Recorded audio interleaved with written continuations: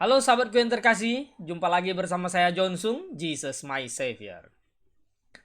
Sahabatku yang terkasih, terima kasih sudah menonton channel YouTube saya. Jika Anda ingin mendukung pelayanan saya untuk memberitakan kebenaran firman Tuhan, tolong ya silakan share video dan subscribe agar banyak orang mengerti firman Tuhan.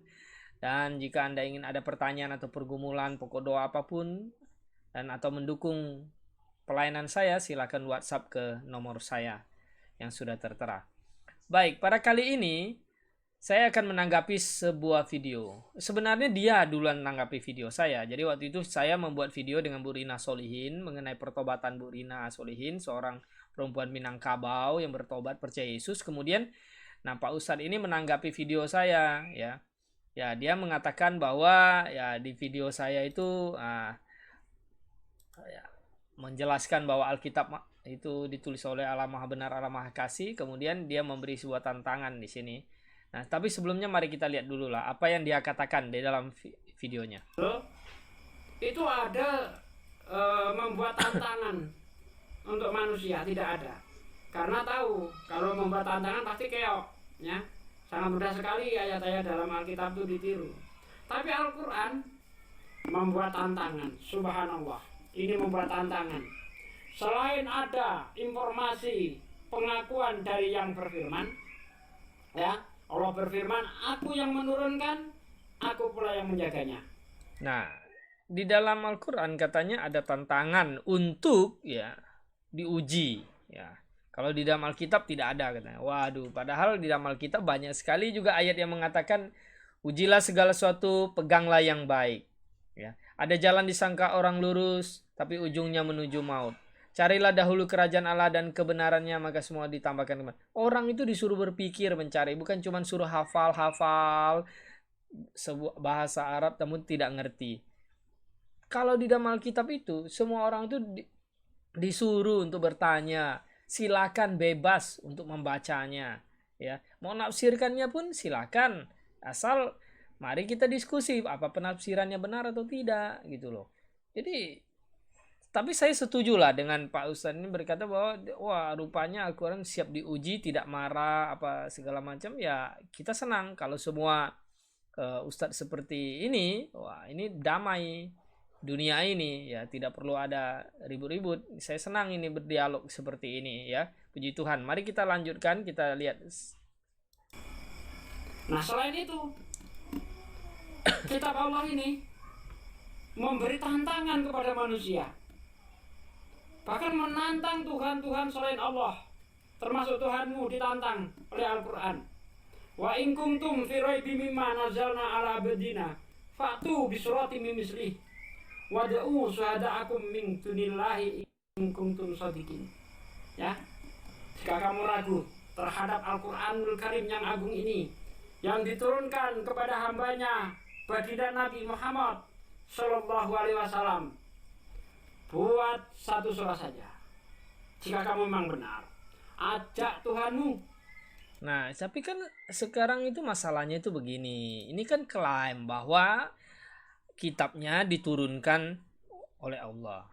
Siapa yang bisa buktikan gitu loh? Karena di dunia ini banyak juga kitab yang diklaim diturunkan dari malaikat lah, dari nabi inilah, nabi Allah, misalnya kayak Mirza Ghulam Ahmad, ya juga bilang dia adalah nabi ya, di Ahmadiyah, ya. Semua orang kan boleh klaim, tapi bagaimana cara membuktikannya? Makanya waktu penjelasan video saya bagaimana kita bilang membuktikan untuk firman Allah itu harus berdasarkan logika kita, Allah Maha Benar, Allah Maha Kasih, Allah Maha Suci. Nah, apakah ajarannya itu seperti itu? Gimana kalau klaim-klaim begitu kan? Ajak bolokromu, ajak kawan-kawanmu untuk membuat satu surah saja. Jika kamu memang bisa memenuhi tantangan Al-Quran. Nah, jadi kita lanjut lagi ya. Nanti Bible akan saya uji. Dan saya pastikan gagal. Iya, kita lihat. Kalau saya uji Bible tidak gagal, iris telinga saya. Mantap. Oke, siap. Wah, jadi katanya nanti dia akan uji Bible, Alkitab, dan kalau tidak ini dan diiris telinganya. Waduh, jangan begitulah Pak Ustadz. Kita ini kan bukan mau cuman cari kemenangan ribut-ribut, tapi kita ini mengasihi Pak Ustadz ya. Kalau misalnya tidak setuju dengan apa yang saya sampaikan, ya tidak apa-apa. Tidak usah pakai main iris-iris telinga, main-main kekerasan begitu. Aduh, ngeri, saya jadi takut nih. Sebenarnya saya ingin menjelaskan lebih banyak, tapi bagaimana ya? Ya, saya pikir dicabut kembali lah perkataan itu. Nanti jangan sampai nanti telinga sebelah hilang, telinga sebelah lain hilang juga semuanya. Ya, coba kita dengarkan apa yang nanti ditanyakan ya. Oke, lanjut. Dia menunjukkan 4 syarat ya. 4 syarat diantaranya harus maha benar, maha tahu, maha adil, maha kasih. Ya, maha benar. Oke, kita lihat di dalam kitab Kejadian, Kejadian 1 ayat 20. Ya, kita cepatkan saja. Dan atas seluruh bumi dan atas segala binatang melata yang merayap di bumi. Maka manusia, lalu Allah berfirman kepada mereka. 1 ayat 26.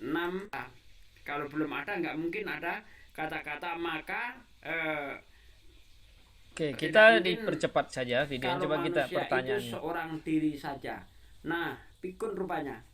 Padahal di dalam kitab Kejadian 1 ayat 26 sampai 28, manusia sudah diciptakan lengkap, laki-laki dan perempuan. Sudah diberkati, disuruh beranak cucu, disuruh menguasai binatang dan sebagainya. Oke, kita percepat. Saya jawab saja langsung pertanyaannya, bahwa Pak Ustadz ini mengkritik bahwa kenapa di dalam kitab Kejadian ya, pasal 1 ayat 26-27 itu kan udah dikatakan bahwa katanya maka Allah menciptakan manusia itu menurut gambar rupanya. Nah, Allah memberkati mereka, lalu Allah berfirman beranak cuculah dan penuhilah bumi, gini-gini seterusnya. Lalu kenapa di dalam pasal 2, kalau kita lihat pasal 2 ayat yang ke-7 itu kan, ketika itulah Tuhan Allah membentuk manusia dari debu dan tanah itu. Begini, ini kan hal yang sangat gampang dipahami. Di pasal 1 itu dijelaskan ya, secara umumnya itu begini-begini penciptaan. Kemudian pasal 2 itu adalah rangkuman secara detail. Misalnya ditambahkan lagi informasinya ya. Ayat 7, ketika itulah Tuhan Allah membentuk manusia itu dari debu dan tanah dan menghembuskan nafas hidup ke dalam hidungnya. Demikianlah manusia itu menjadi makhluk yang hidup. Jadi didetailkan. Jadi sama kayak misalnya gini loh. Pak Ustadz sekarang ngomong begini. Nah, selanjutnya beberapa menit kemudian diulang lagi ngomong begini. Ya bukan berarti salah atau bukan berarti pikun lupa apa yang sudah diomongkan. Kemudian dijelaskan lagi gitu loh. Penekanannya itu ditambah lagi. Masa dibilang begini pikun? Pak Ustadz aja tadi berapa kali dalam kitab Kejadian begini-begini ngomong. Lalu diulang lagi ngomong-ngomong begini. Masa dibilang pikun? Kan lucu. Jadi informasi yang diberikan dalam kitab Kejadian pasal 1 itu kemudian ya dibuat detail lagi di dalam pasal Kejadian pasal yang kedua. Nah, makanya misalnya kalau kita baca dari ayat 15 itu kan, Tuhan Allah mengambil manusia itu dan menempatkannya di Taman Eden untuk mengusahakan dan memelihara taman itu. Informasi ini tidak ada di dalam jelaskan di dalam pasal 1, ditambah lagi gitu, dijelaskan penekanannya ya, biar lebih ngerti. Lalu Tuhan Allah memberi perintah ini kepada manusia, semua pohon di dalam taman ini boleh kau makan buahnya dengan bebas, tapi pohon pengetahuan baik dan jahat. Nah, jadi dijelaskan lagi. Pak Ustadz ngerti nggak? Misalnya Pak Ustadz ini ngomong sama anak bapak gitu kan, udah ngomong sekali begitu, udah begitu ulang lagi sekali. Nah, apa salahnya gitu? Masa pikun? Masa Pak Ustadz nanti dibilang pikun sama anak bapak? Bagaimana dong? Nah, makanya kalau misalnya lihat sampai ayat yang ke ini 25 itu kan ada gini. Baru dijelaskan. Lalu Tuhan Allah membuat manusia itu tidur nyenyak. Jadi Adam dulu yang dijadikan. Kemudian Adam itu lihat ya, kok semuanya itu berpasang-pasangan, tapi dia tidak punya pasangan. Nah, lalu Tuhan membuat Adam tidur, lalu mengambil salah satu rusuk daripadanya, lalu menutup tempat itu dengan daging. Nah, jadi dari rusuk yang diambil Tuhan Allah ya, dia menjadikan Hawa perempuan itu yang sepadan dengan dia. Nah, dalam Alkitab itu menjelaskan firman Tuhan itu ya jelas sekali ya Pak Ustadz ya, saya mau jelaskan bahwa ya Adam dan Hawa diciptakan. Tidak ada Adam, Hawa, Khadijah, Aminah, Siti dan seterusnya. Jadi konsep dari pertama Tuhan yang menulis Alkitab ini adalah pernikahan ya, satu laki-laki, satu perempuan, tidak boleh poligami. Nah, penolong yang sepadan, diciptakan yang sepadan. Kalau saya mau tanya nih sedikit Pak Ustadz, jangan marah ya. Saya tanya sedikit misalnya ya tentang ini tentang satu slide ini. Sebentar, ini saya turunkan. Misalnya ada slide di sini nih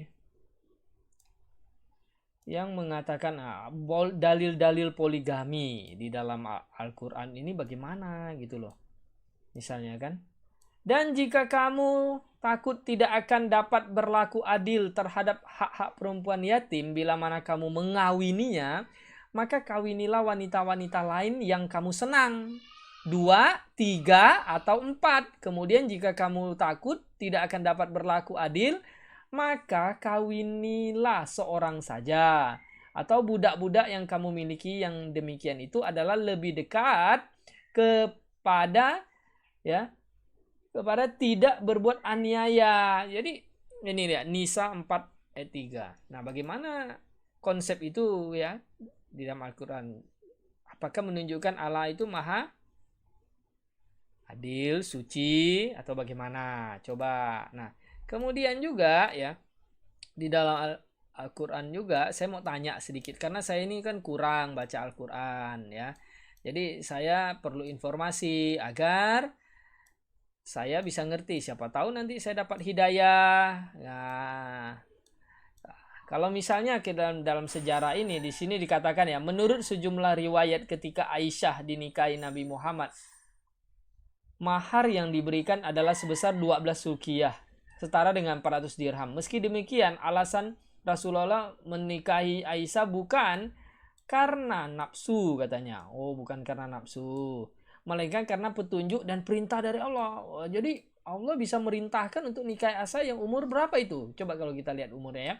Dalam sebuah hadis disebutkan bahwa Rasulullah berkata, Aisyah, aku melihat engkau Aisyah dalam mimpi sebanyak 2 kali. Aku melihat engkau berada dalam bilik yang diperbuat dari kain sutra. Ada suara berkata, inilah istrimu. Kemudian aku menyikapi tirai muka itu dan terlihat jelas wajahmu. Maka aku katakan sesungguhnya kejadian adalah atas kehendak Allah. Ya, kendati Rasulullah mendapat perintah langsung dari Allah, menikahi Aisyah bukan perkara mudah bagi Rasul untuk meyakinkan Abu Bakar, ayah Aisyah. Mengapa? Karena Aisyah waktu itu baru umur berapa gitu loh. Baru umur 6 tahun apa 8 tahun ya. Masing-masing hadis ada yang bilang 9, ada yang bilang. Tapi intinya itu berbeda. Kalau di dalam Alkitab itu pernikahan yang sepadan, penolong yang sepadan, yang diciptakan Tuhan kepada ya manusia itu yang sepadan. Bagaimana misalnya saya umur 50, saya boleh nikah dengan anak yang di bawah umur 10 tahun ya. Kan tidak sepadan, tidak cocok gitu. Makanya di dalam Alkitab itu jelas pernikahan itu yang sepadan, yang bisa menolong, bukan kita kawin dengan yang setara dengan cucu kita gitu loh. Jadi Pak Ustadz ya, mohon maaf saya tidak bernyinggung, tapi saya hanya ingin tahu saja ya. Saya sudah jelaskan ya, jadi kejadian pasal 2 itu demikian penjelasannya untuk penekanan kembali detil rangkuman dari pasal yang 1. Itu hal yang gampang dipahami kok. Oke, kita lanjut. Tapi di ayat 18 ini dikatakan tidak baik kalau manusia itu seorang dibuat manusia kita itu percepat tidur nyenyak ketika lalu melihat bagaimana ia. Jadi di kejadian 1 ayat 25 sudah diciptakan. Sudah dijelaskan ya ini ya, saya percepat saja. Oke, ulangan. Tuhannya itu maha kasih dan maha adil. Oke, ini maha kasih, maha adil langsung saya rangkum jadi satu ya. Sepertinya ini bisa untuk menunjukkan bahwa Tuhannya Kristen tidak maha kasih, tidak maha adil.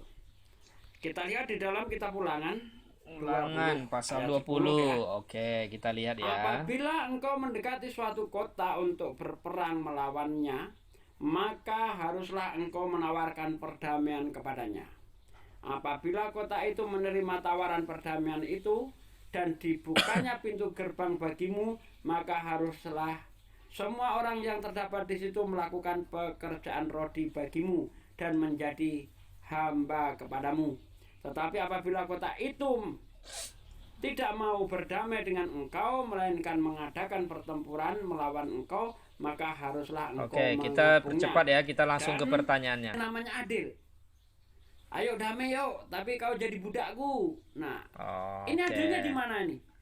Hanya orang yang otaknya soak yang mengatakan Tuhan maha adil kalau aturannya seperti ini. Oke, saya jelaskan ya. Oke, Ayo, Dam. bentar, saya jelaskan.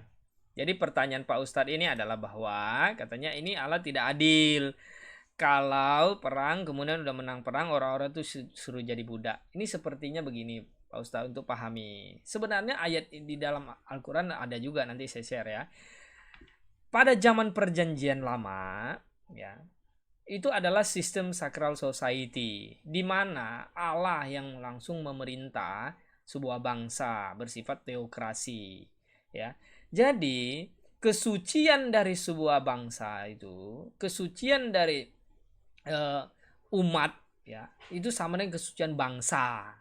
Misalnya, ya, bangsa Israel pada waktu itu, ya, maka semua, ya, warga negara atau rakyat umat Israel itu sama dengan umat Allah. Kalau ada umat lain yang masuk, ya, yang tidak menyembah kepada Allah, Jehovah, ya, Allah orang Israel, itu dianggap kafir. Nah, maka ya, kalau mereka ajak berperang atau apa, usahakan kan perdamaian, tawarkan damai, kita ini tidak usah perang lah gitu. Tapi kalau mereka menyerang, akhirnya tidak mau damai, ya, ya mereka bagaimana kalau misalnya ke Indonesia diserang, gitu. Kita kan maunya damai, tapi diserang, maka kita harus ada defense dong. Kita harus ada usaha untuk mempertahankan diri. Akhirnya kan perang terjadinya. Kok bisa salah? Tidak salah. Nah, kemudian ketika kalau misalnya kita menang perang, tawanan-tawanan itu, masa kita langsung angkat jadi pejabat? Bagaimana sih? Ya tentu kita suruh jadi budak dulu, kerja dulu, jadi karyawan dulu. Masih mending suruh dikasih jadi karyawan, jadi ini, budak dulu. Tapi ada peraturan juga memperhatikan hak-hak budak di dalam Alkitab. Tidak boleh sewenang-wenang juga. Nah, itu maksudnya Pak Ustadz. Jadi ini hal yang sebenarnya sangat sepele untuk dipahami, ya. Kalau di dalam Al-Qur'an, ya, saya malahan dapatkan misalnya ada ayat yang seperti ini. Nah, ini lagi kita lebih bingung juga gitu loh, ya. Mengenai kekerasan begitu. Saya sih hanya ingin bertanya. Saya tidak ada maksud untuk menyerang siapapun, ya.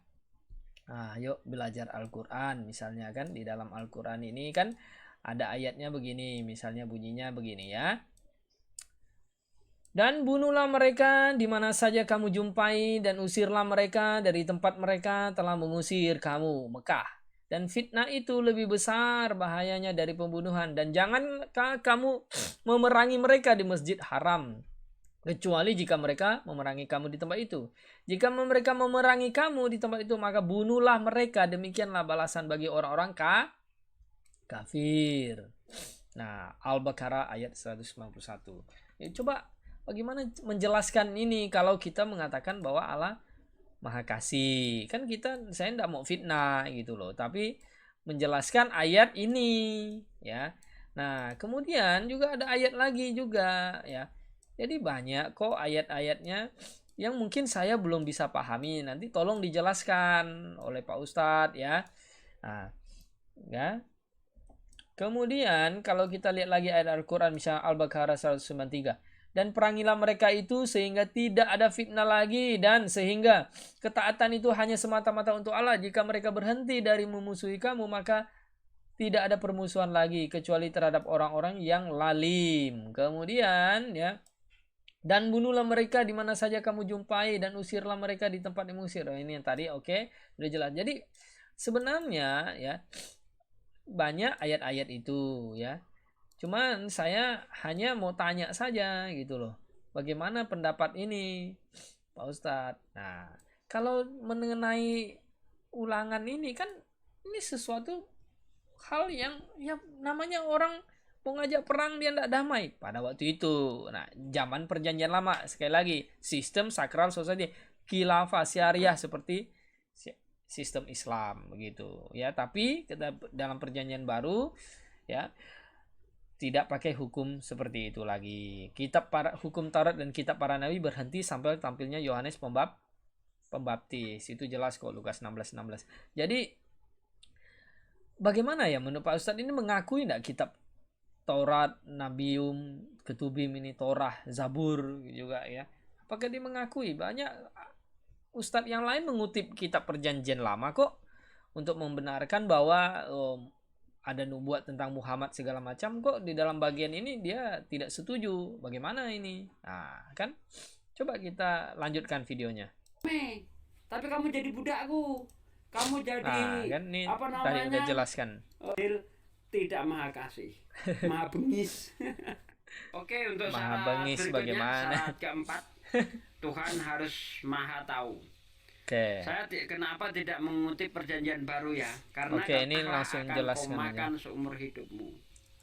Bukan iblis yang kena kutuk di kejadian apa nih ya, 3 ayat 1-nya. Adapun ular ialah ya paling cerdik dari Oke, segala saya singkat binatang. aja ya biar Ini videonya. membuktikan bahwa Tuhan yang Kristen itu tidak tahu makanan ular itu apa. Oke. Masuk ular makanannya debu dan tanah. Padahal ular itu yang dimakan adalah. Oke, ini Ustadz kan bertanya, kapan makanan ini tidak tahu kok makanannya. Nah, sekarang kita cek di dalam Alkitab ya. Apakah ular itu akhirnya dikutuk kan? Makan debu dan tanah gitu ya. Biar kita bisa paham. Kalau Ustadz belum paham, memang bagusnya sih bertanya gitu loh ya. Kalau bertanya kan kita jadi ini apa enak gitu ya. Misalnya kalau kita lihat dulu mengenai makanan. Kejadian 1 ayat 29. Berfirmanlah Allah, lihatlah aku memberikan kepadamu segala tumbuh-tumbuhan berbiji di seluruh bumi dan segala pohon yang berbuah, buahnya berbiji, itulah akan menjadi makananmu. Jadi manusia makanannya adalah buah dan biji-bijian ya. Tetapi kepada segala binatang di bumi dan segala burung di udara dan segala yang merayap di bumi yang bernyawa, aku berikan segala tumbuhan hijau menjadi makanannya dan jadilah demikian. Jadi binatang pada waktu itu makanannya itu tumbuhan hijau. Ya, tidak ada makan binatang, saling makan binatang. Tidak ada ular itu makan tikus pada waktu itu. Ya.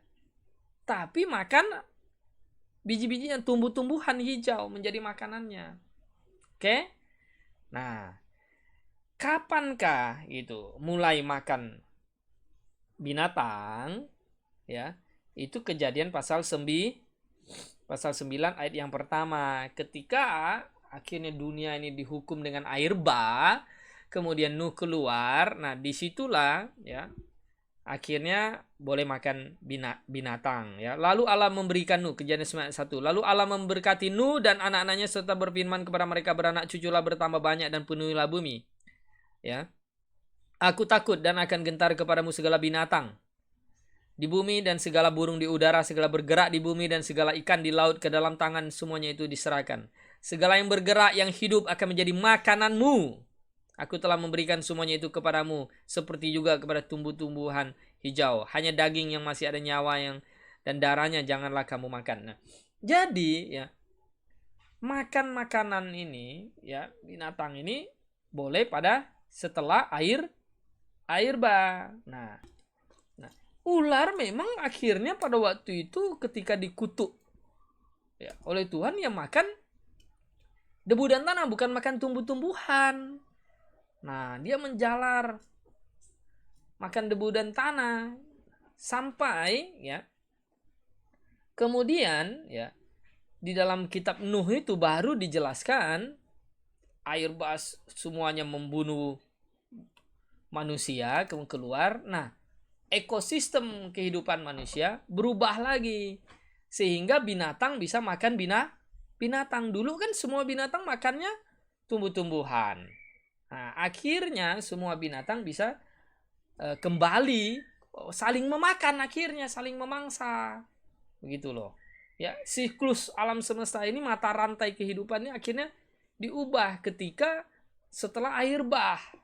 Oke, itu saya jelaskan seperti itu. Nah, ular dikutuk makan debu dan tanah. Setelah air bah, ekosistem berubah, maka ular itu dan binatang-binatang lain ya saling memakan, tidak makan tumbuh-tumbuhan lagi. Nah, manusia pun akhirnya boleh makan binatang. Jadi coba, ini kan hal yang sepele. Bukan Tuhan tidak mengerti bahwa ular tidak makan debu, tidak makan tikus, tapi makan debu tanah. Ya, ular juga hidup biasa di dalam lumpur di mana debu, jilat-jilat yang menjulurkan lidahnya. Ya, dia hidup di bawah debu dan tanah, gitu loh. Ya, hidup di dalam lorong-lorong tanah, itu tidak ada yang salah, gitu loh. Ya, kitab apa yang salah, ya.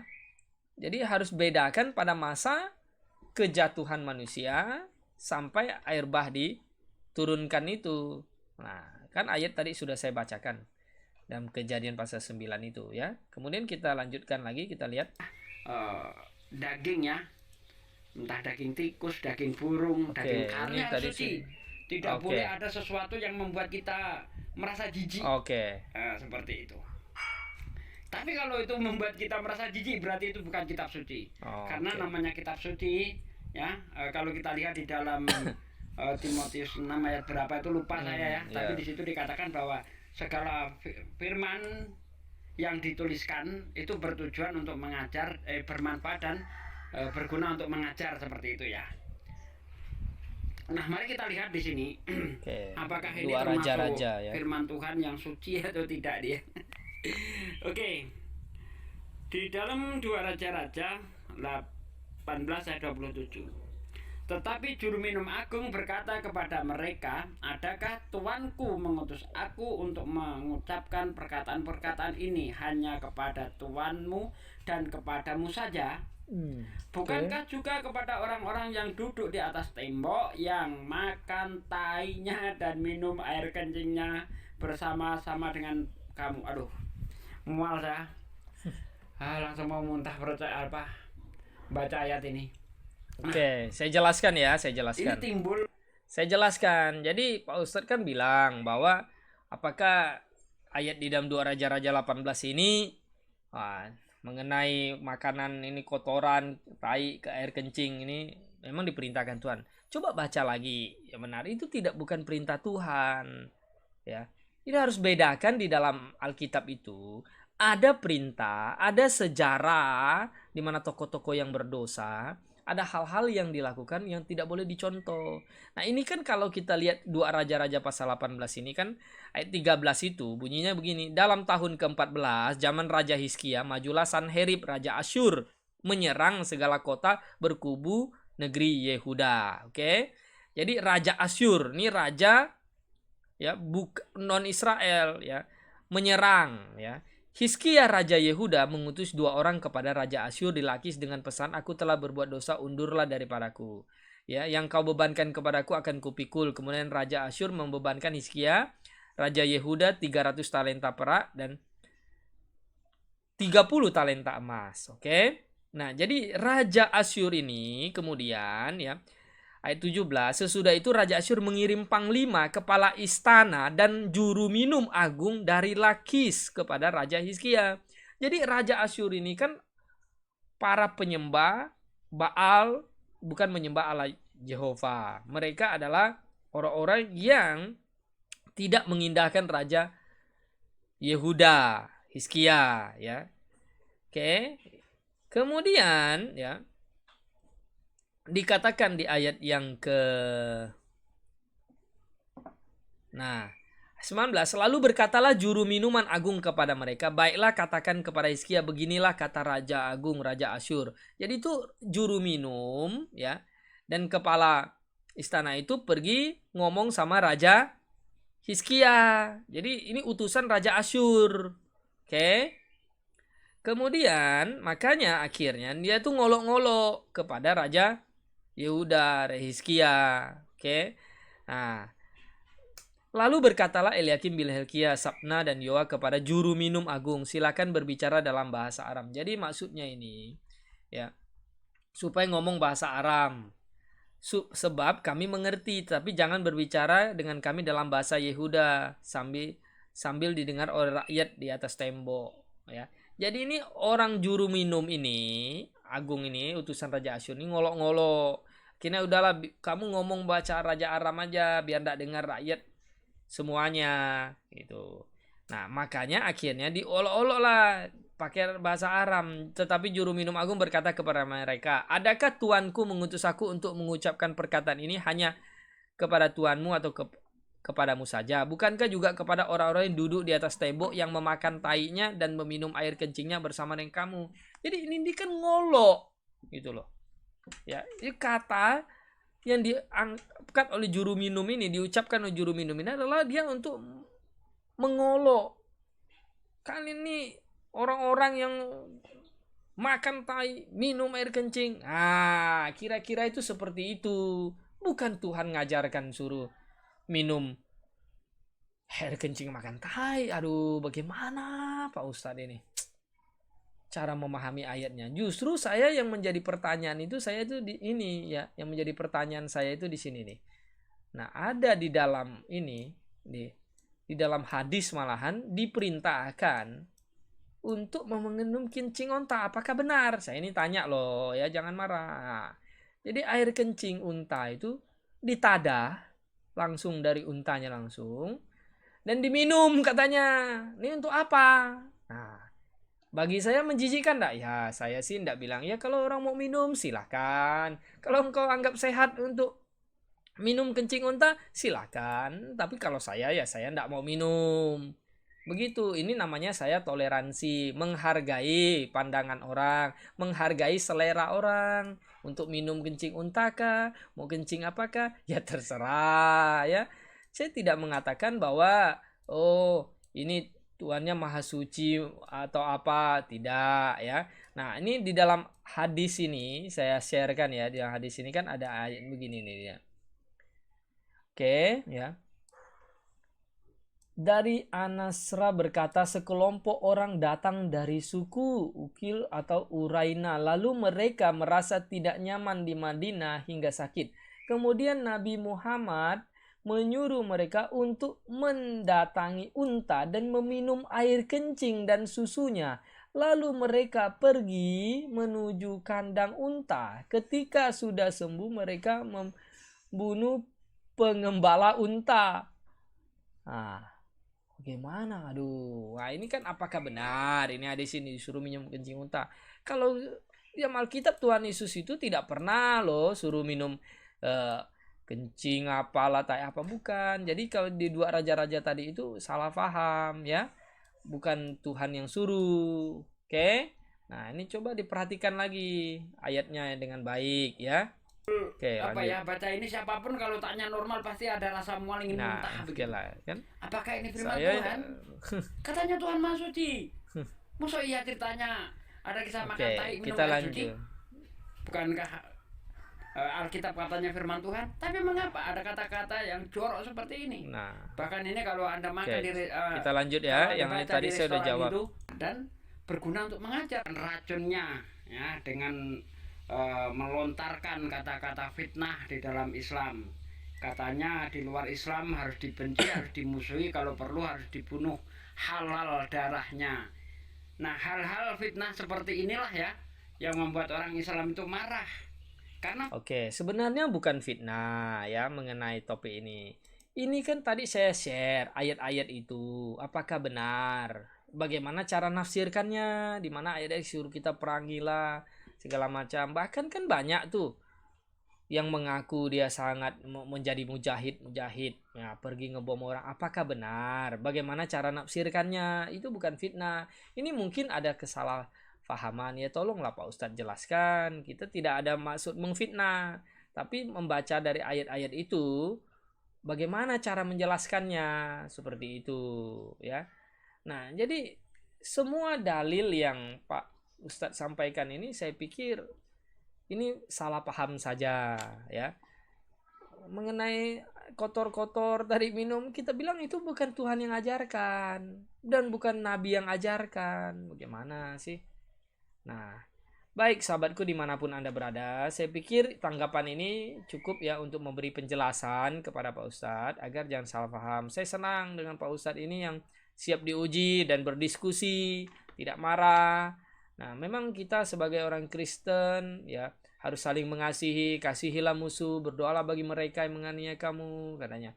Kita disuruh berdoa, jika orang bersalah kepadamu 7 kali 70 kali, ampunilah mereka, tidak apa-apa.